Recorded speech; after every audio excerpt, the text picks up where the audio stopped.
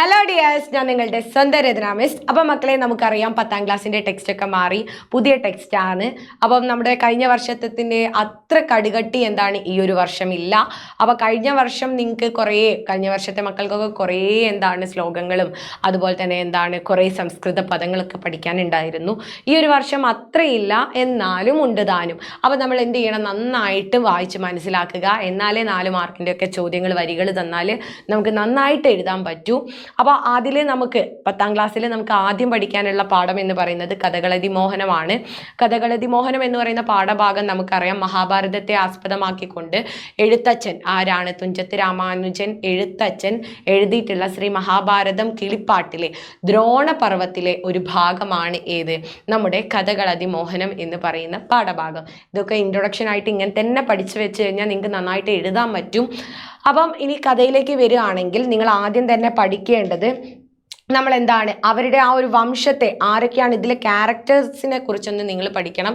നമുക്ക് മെയിനായിട്ട് പഠിക്കാനുള്ള കുറച്ച് ക്യാരക്ടേഴ്സ് ഉണ്ട്. ആരൊക്കെയാണെന്ന് അതിനു മുമ്പേ ഒന്ന് ഒരു ഗ്രാഫ്, ആ മഹാഭാരതത്തിൻ്റെ ചെറിയൊരു ബ്രീഫ് എന്ത് ചെയ്യാം, ഒരു ചെറിയൊരു രത്ന ചുരുക്കം മിസ് എന്ത് ചെയ്യാം ഒന്ന് പറഞ്ഞുതരാം. നിങ്ങൾ ശ്രദ്ധിക്കുക. എന്നിട്ട് നമുക്ക് പാഠഭാഗത്തിലേക്ക് കടക്കാം. ഈ കുരുവംശത്തിലെ ആദ്യ രാജാവാണ് ആര്? നമ്മുടെ ശന്തനു രാജാവ്. ആരാണ്? ശന്തനു. ഈ ശന്തനുവിന് ആദ്യം സ്നേഹബന്ധം ഉണ്ടായിരുന്നത് ഗംഗയോടായിരുന്നു.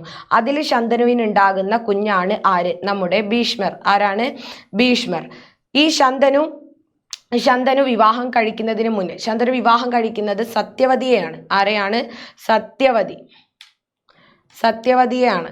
ഈ സത്യവതി ശന്തനുവിനെ വിവാഹം കഴിക്കുന്നതിന് മുന്നേ സത്യവതിക്കും എന്താണ് ഒരു റിലേഷൻഷിപ്പ് ഉണ്ടായിരുന്നു. ആരായിരുന്നു? പരാശരമുനി.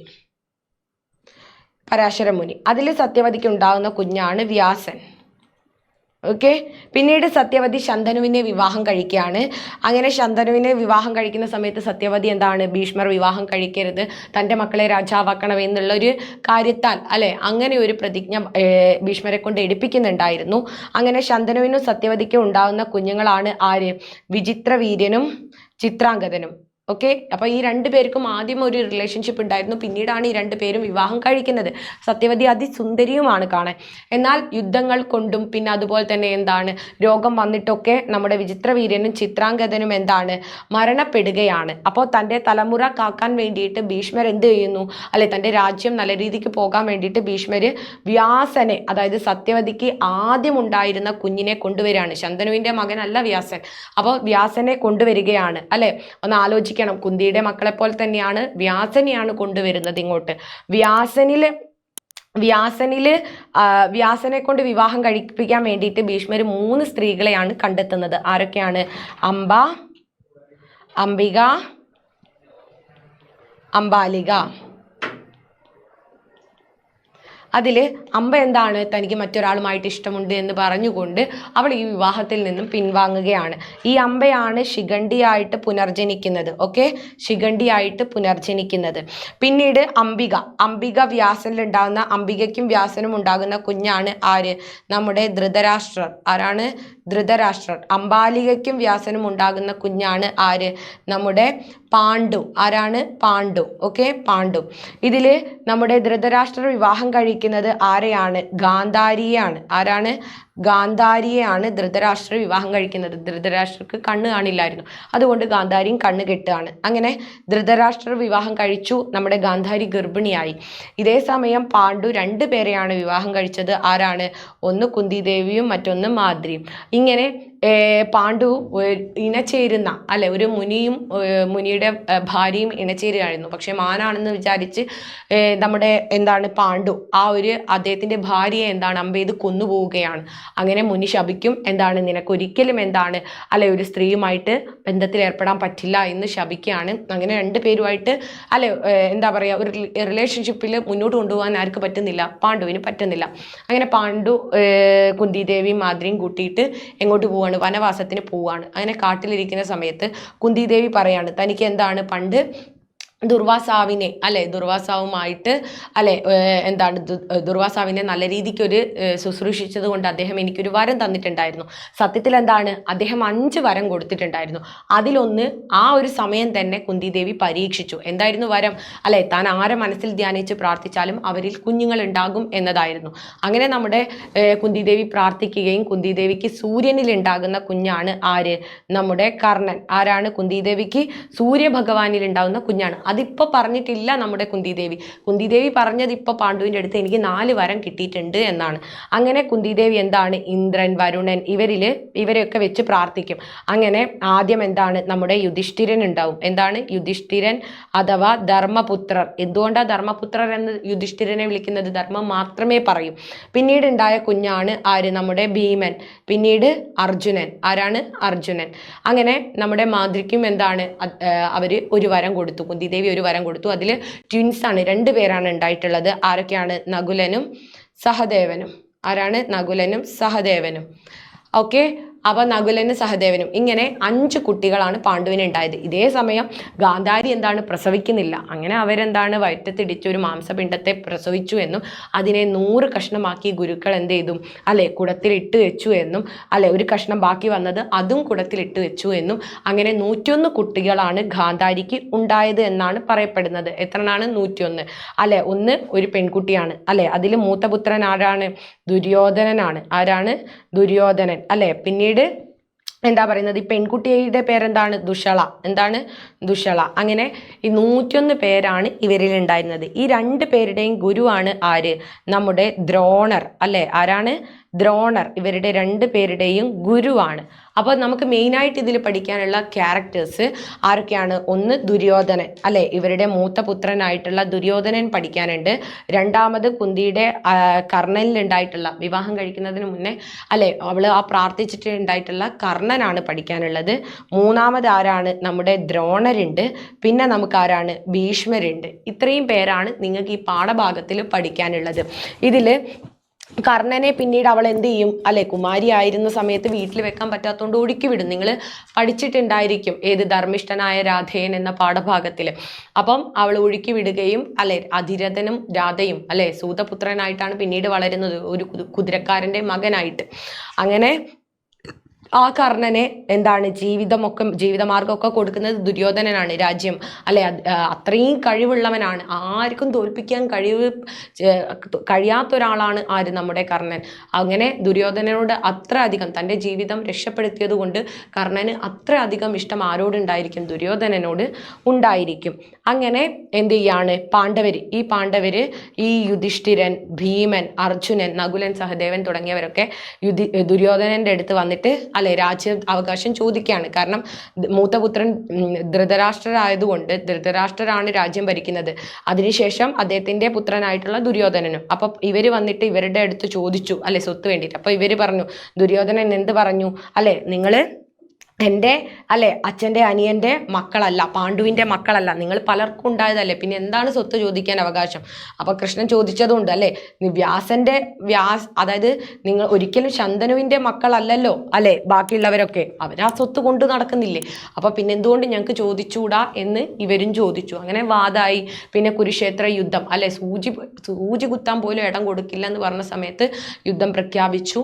അങ്ങനെ പല ചതികളിലൂടെയും എന്താണ് പാണ്ഡവര് അല്ലെ ഇവരെ ഓരോരുത്തരെയായി വീഴ്ത്തുകയാണ്. ആദ്യം ഭീഷ്മരായിരുന്നു ഈ കൗരവരുടെ എന്താ പറയുന്നത് ആ സൈന്യം നോക്കിയിരുന്നത് ഭീഷ്മരായിരുന്നു. അങ്ങനെ ഭീഷ്മർ വീഴ്ത്തപ്പെട്ട സമയത്ത് ദുര്യോധനൻ കർണനോട് ചോദിക്കുകയാണ് അല്ലെ കർണനോട് പറയാണ് എന്ത്, ഇനി അടുത്തത് നീ വേണം സേനാപതിയാവാൻ. അപ്പൊ കർണൻ പറയാണ് അല്ല, ഇനിയുള്ളത് ആരുണ്ട്? ദ്രോണർ അവിടെ കിടക്കുന്നുണ്ട്, ദ്രോണർ കഴിഞ്ഞിട്ട് മതി എനിക്ക് ആ സ്ഥാനം. അല്ലെ ദ്രോണർക്കാണ് ഇനി സൈന്യത്തിന്റെ അല്ലെ അധിപനാവാനുള്ള യോഗ്യത, അദ്ദേഹത്തെ ആക്കണം എന്ന് കർണൻ പറയുന്നതാണ് നിങ്ങൾക്ക് പഠിക്കാനുള്ള ഈ പാഠഭാഗം. ഏകദേശം ക്ലിയർ ആയി എന്ന് വിചാരിക്കുന്നു. ഇനി നമുക്ക് എന്ത് ചെയ്യാം, നമ്മുടെ പാഠഭാഗത്തിലേക്ക് കടക്കാം. അപ്പോൾ പാഠഭാഗത്തിലേക്ക് കടക്കുന്ന സമയത്ത് എഴുത്തച്ഛനാണ് എഴുതിയതെന്ന് പറഞ്ഞില്ലേ. എഴുത്തച്ഛൻ്റെ രചനയ്ക്ക് ഒരു പ്രത്യേകത ഉണ്ടായിരുന്നു. എഴുത്തച്ഛനാണ് ഏത് പ്രസ്ഥാനം തുടങ്ങിയത്?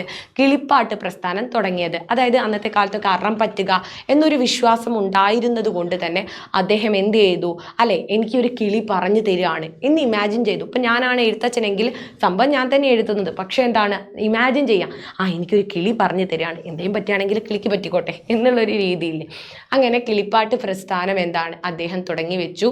അപ്പോൾ ഇതും എന്താണ് ഒരു കിളിയെ കൊണ്ട് പാടിപ്പിക്കുന്ന രീതിയിലാണ് അദ്ദേഹം ഈ മഹാഭാരത കഥകൾ മൊത്തം എന്താണ് കാവ്യരൂപത്തിലാക്കിയിട്ടുള്ളത്. അപ്പം നമുക്കൊന്ന് വായിച്ചു നോക്കാം. ആദ്യ ഭാഗത്ത് കിളിമകളെ എന്താണ് ഒന്ന് ഇങ്ങനെ വശത്താക്കാൻ വേണ്ടിയിട്ട്, കിളിമകൾക്ക് സ്വാധീനിക്കാൻ വേണ്ടിയിട്ട് കിളിമകൾക്ക് പാലും പഴവും ഒക്കെ വെക്കുന്നത് പോലെ ഇമാജിൻ ചെയ്യുകയാണ് ആദ്യ ഭാഗത്ത്. ഒന്ന് വായിച്ചു നോക്കാം. പഞ്ചവർണ്ണക്കിളി പെൺകിടാവേ തെളിഞ്ഞെഞ്ചെവി രണ്ടും കുളിർക്കി പറകനി. അപ്പോൾ പഞ്ചവർണ്ണക്കിളി പെൺകിടാവേ, തത്തപ്പെണ്ണെ നീ എന്ത് ചെയ്യ്, അല്ലെ എന്താണ് തെളിഞ്ഞെഞ്ചെവി, നീ മനസ്സൊക്കെ ഒന്ന് തെളിഞ്ഞ് എൻ്റെ ചെവി കുളിർക്കെ, അല്ലെ എന്താണ് എൻ്റെ ചെവി കുളിർക്കെ പറകനി, അതായത് എൻ്റെ ചെവിക്ക് കുളിരേകുന്ന കുറേ വാക്കുകൾ നീ പറ, എനിക്കൊരു സന്തോഷം കിട്ടട്ടെ എന്നാര് പറയാണ്? എഴുത്തച്ഛൻ പറയാണ്, അല്ലെ. നെഞ്ചം തെളിഞ്ഞു കുറുക്കി കൊഴുത്ത പാൽ പഞ്ചതാരപ്പൊടി കൂട്ടിക്കുഴമ്പാക്കി നല്ല കദളിപ്പഴങ്ങൾ തിരഞ്ഞു ഞാൻ മെല്ലെ തിരുമ്മി ഉടച്ച് തേനും വീഴ്ത്തി. അപ്പോൾ എന്താണ്, ഞാൻ നിനക്ക് വേണ്ടിയിട്ട്, നീ ഈ കവിത പറയാൻ വേണ്ടിയിട്ട് ഞാൻ ഒരുപാട് കാര്യങ്ങൾ എന്താണ്, അല്ലെ നിൻ്റെ ഈ വിശപ്പൊക്കെ മാറ്റാൻ വേണ്ടി, നിനക്കൊരു ഉഷാറിട്ടാൻ വേണ്ടി ഞാൻ നിനക്ക് ഒരുപാട് വിഭവങ്ങൾ എന്താണ് ഒരുക്കി വെച്ചിട്ടുണ്ട്. എന്തൊക്കെയാണ് അതിൽ?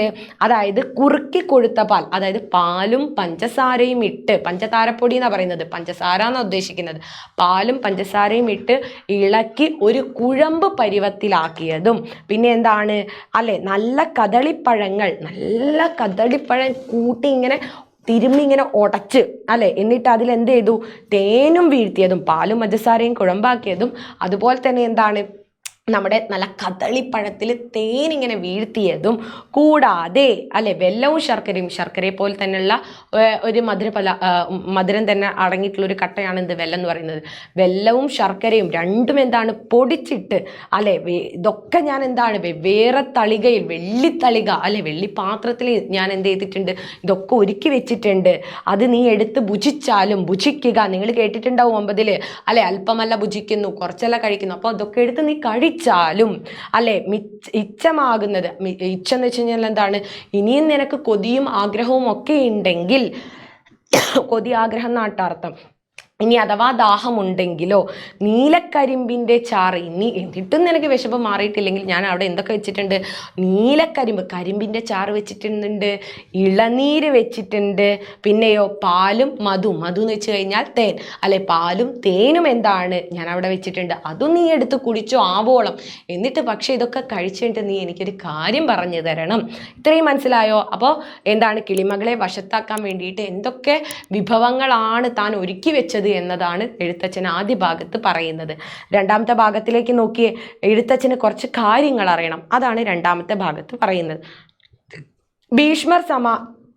ഭീഷ്മ സമാനനരി നിവഹത്തിന്, അതായത് ഭീഷ്മർ സമാനനായിട്ടുള്ള, അല്ലെ എന്താണ് നരി, എന്താണ് അങ്ങനെ വെച്ച് കഴിഞ്ഞാൽ ശത്രു, അല്ലെ നിവഹം എന്ന് വെച്ച് കഴിഞ്ഞാൽ നരി ശത്രു, നിവഹം എന്ന് വെച്ച് കഴിഞ്ഞാൽ എന്താണ് കൂട്ടം എന്നാണ് അർത്ഥം. ശത്രു കൂട്ടം, ഭീഷ്മര് അടങ്ങിയിട്ടുള്ള ആ ഒരു എതിരാളികളുടെ കൂട്ടത്തിന് ഭീഷ്മർ ശരശയ്യയിൽ വീണ സമയത്ത്, ഭീഷ്മരെ ആര്, അർജുനൻ അമ്പെയ്ത് ശരശയ്യയിലാക്കി, മരണക്കിടക്കയിലാക്കി. ശരശയ്യ എന്ന് വെച്ചാൽ മരണക്കിടക്ക. അപ്പൊ ഭീഷ്മരെ മരണക്കിടക്കിലാക്കി. അപ്പൊ ഭീഷ്മരായിരുന്നല്ലോ, മിസ് പറഞ്ഞില്ലേ, കൗരവരുടെ ആ ഒരു സേനാധിപതി ഭീഷ്മരായിരുന്നു. ആ ഭീഷ്മരെ എന്താണ് വീണ സമയത്ത് ഈ പാണ്ഡവർ എന്താണ് ചെയ്തത്, അല്ലെ ഭീഷ്മർ, അല്ലെ ശത്രുക്കളായിട്ട് അണിനിരന്ന ആ കൂട്ടത്തിന് ഭീഷ്മർ മരണക്കിടക്കയിൽ വീണ സമയത്ത് തോറ്റ സുയോധനാദികൾ, സുയോധനൻ എന്ന് പറയുന്നത് ദുര്യോധനനെയാണ്, അല്ലെ ധൃതരാഷ്ട്രരുടെ മൂത്രപുത്രനായിട്ടുള്ള ദുര്യോധനനെയാണ് എന്ത് പറയുന്നത്, സുയോധനൻ എന്ന് പറയുന്നത്, അല്ലെ സുയോധനൻ എന്ന് പറയുന്നത് നല്ലൊരു മനുഷ്യൻ കൂടെയാണ് അദ്ദേഹം, അല്ലെ. അപ്പൊ അങ്ങനെ ആ തോറ്റുപോയി, അല്ലെ ഭീഷ്മര് വീണാൽ കൗരവര് തോൽക്കുമല്ലോ. അപ്പോൾ ആ തോറ്റുപോയിട്ടുള്ള ദുര്യോധനാദികൾ, ആദി എന്ന് വെച്ച് കഴിഞ്ഞാൽ മുതലായവർ, ആരാണ് മുതലായവർ, അപ്പൊ തോറ്റ സുയോധനാദികളായ 100 പേരെന്തോന്ന് ചെയ്തു അല്ലെ? ഞാൻ പറഞ്ഞല്ലോ 100 പേരാണല്ലോ അവരുള്ളത് അല്ലെ? കൗരവര് 100 പേരാണ്. ആ തോറ്റു പോയിട്ടുള്ള ഭീഷ്മർ വീണാൽ തോറ്റു എന്നാണല്ലോ അർത്ഥം അല്ലെ? എന്താണ്? സൈന്യാധിപൻ വീണ് കഴിഞ്ഞാൽ തോറ്റു. അപ്പോൾ ആ തോറ്റുപോയ അവര് പിന്നീട് എന്ത് ചെയ്തു? ഭീഷ്മർ തോറ്റ സമയത്ത് എന്താണ് ഈ 100 പേര് ചെയ്തത്? അത് നീ എന്നോട് പറ. ഇതാണ് എഴുത്തച്ഛൻ അറിയേണ്ടത് അല്ലെ? 100 പേര് എന്തോന്ന് ചെയ്തു? 100 പേര് എന്തോന്ന് ചെയ്തു ചൊല്ലു നീ. അതൊന്ന് എന്നോട് നീ പറ. ചൊല്ലുവാനാവതില്ലെങ്കിലും ഒട്ടൊട്ട് അല്ലെ? എന്താണ്? ചൊല്ലുന്നതുണ്ട് കനക്കെ ചുരുക്കി ഞാൻ. എനിക്ക് ചൊല്ലാനൊന്നും വയ്യ, എന്നാലും ഞാൻ എന്ത് ചെയ്യാം? എല്ലാം ഒന്ന് ചെറുതാക്കിയിട്ട് പറഞ്ഞു തരാം. ഇവിടെ നമ്മൾ ശ്രദ്ധിക്കേണ്ട ഒരു കാര്യമുണ്ട് അല്ലെ? നമ്മളിങ്ങനെ ഒരാശയത്തെ നീട്ടി വലിക്കുക എന്ന് പറയുന്നതും എന്താണ്? ഒരാൾക്ക് കേൾവിക്ക് അരോചകരമാണ് അല്ലെ? നമ്മൾ എപ്പോഴും കാര്യങ്ങൾ അല്ലെ വളരെ ചുരുക്കിയിട്ട് നമ്മൾ പറയണം.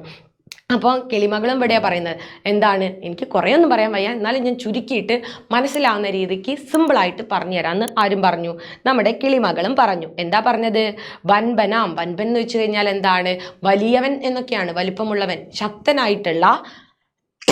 ശക്തനായ കർണനോട് ആശു. ആശു എന്ന് വെച്ച് കഴിഞ്ഞാൽ എന്താണ് അല്ലെ? ആഗ്രഹം അല്ലെ? കർണനോട് ആര്? നമ്മുടെ ദുര്യോധനൻ അല്ലെ? ദുര്യോധനന്റെ ആഗ്രഹം കർണനോട് പറയാണ്. വൻപനായ ശക്തനായിട്ടുള്ള കർണനോട് ആശു എന്ത്? സുയോധനൻ നൻപോട് സേനാപതിയാക നീ എന്നാൻ. അതായത് നൻപോട് എന്ന് വെച്ചാൽ സ്നേഹത്തോടെ. അപ്പം നമുക്കറിയാലോ ദുര്യോധനന് അത്രയധികം ഇഷ്ടമാണ് ആരെ? കർണന്. അപ്പോൾ ഭീഷ്മർ തോറ്റ സമയത്ത് നമ്മുടെ ദുര്യോധനൻ തൻ്റെ ആഗ്രഹം ആരുടെ അടുത്ത് പറഞ്ഞു? കർണന്റെ അടുത്ത് പറഞ്ഞു. എന്തായിരുന്നു ആഗ്രഹം അല്ലെ? സ്നേഹത്തോടെ പറയാണ്, നീ അടുത്ത സേനാപതിയാകൂ എന്ന് ദുര്യോധനൻ കർണന്റെ അടുത്ത് പറഞ്ഞു. അപ്പൊ കർണൻ എന്ത് പറഞ്ഞു? കർണനും മന്ദസ്മിതം ചെയ്തു ചൊല്ലിനാൽ. മന്ദസ്മിതം എന്ന് വെച്ച് കഴിഞ്ഞാൽ പുഞ്ചിരിച്ച്. കർണൻ എന്ത് ചെയ്തു? പുഞ്ചിരിച്ചുകൊണ്ട് പറഞ്ഞു. എന്ത് പറഞ്ഞു? കർണസുഖം പറകയില്ലാരോടും. എന്താണ് കർണസുഖം? ഞാൻ ഒരിക്കലും എന്താണ് മറ്റൊരാളെ പ്രീതിപ്പെടുത്താൻ, മറ്റൊരാളെ ചെവിക്ക് വെറുതെ ഒരു സുഖം പകരാൻ ഞാൻ ഒരു വാക്കും പറയില്ല. ഞാൻ അസത്യമായിട്ടുള്ളതൊന്നും പറയില്ല. ഒരാൾ പറയുന്നതിൽ എന്തെങ്കിലും തെറ്റുണ്ടെങ്കിൽ അതിന് കൂടെ സപ്പോർട്ട് നിൽക്കുകയല്ല ഞാൻ ചെയ്യുക അല്ലെ? അവർക്കൊരു കോൺഫിഡൻസ് ഉണ്ടാക്കുക, അവർക്കൊരു സന്തോഷം കിട്ടുക, അങ്ങനത്തെ ഒരു വാക്ക് ഞാൻ പറയില്ല. കർണസുഖം, മറ്റൊരാൾക്ക് ചെവിക്ക് സുഖം നൽകാൻ വേണ്ടി ഞാൻ കള്ളങ്ങൾ പറയില്ല അല്ലെ? ഞാൻ തെറ്റായിട്ടുള്ള ഒരു കാര്യവും ചെയ്യില്ല എന്ന് ആര് പറഞ്ഞു? കർണൻ പറഞ്ഞു അല്ലെ? നിങ്ങൾ പറയുന്നത് ഇപ്പോൾ അതായത് ഇത്രേ ഉദ്ദേശിക്കുന്നുള്ളൂ. ദുര്യോധനൻ കർണന്റെ അടുത്ത് നീ സേനാപതിയാകൂ എന്ന് പറഞ്ഞില്ലേ? വേണമെങ്കിൽ കർണൻ എന്ത് പറയും? അങ്ങ് പറഞ്ഞതാണ് ശരി അല്ലെ, എനിക്ക് കഴിവുണ്ട്, ഞാൻ ആവാം എന്ന് വേണമെങ്കിൽ കർണന് പറയാമായിരുന്നു. അപ്പോൾ കർണൻ പറയാണ് അതല്ല അതിൻ്റെ ശരി അല്ലെ, ഒരിക്കലും ഞാൻ എന്ത് ചെയ്യില്ല അല്ലെ, മറ്റൊരാൾക്ക് സുഖിപ്പിക്കാനുള്ള നല്ല വാക്കുകൾ ഞാൻ പറയില്ല, അങ്ങ് ഇങ്ങനെയല്ല ചെയ്യേണ്ടത് എന്ന് തിരുത്തി കൊടുക്കുകയാണ് ഇവിടെ കർണൻ. എന്താ പറയുന്നത്?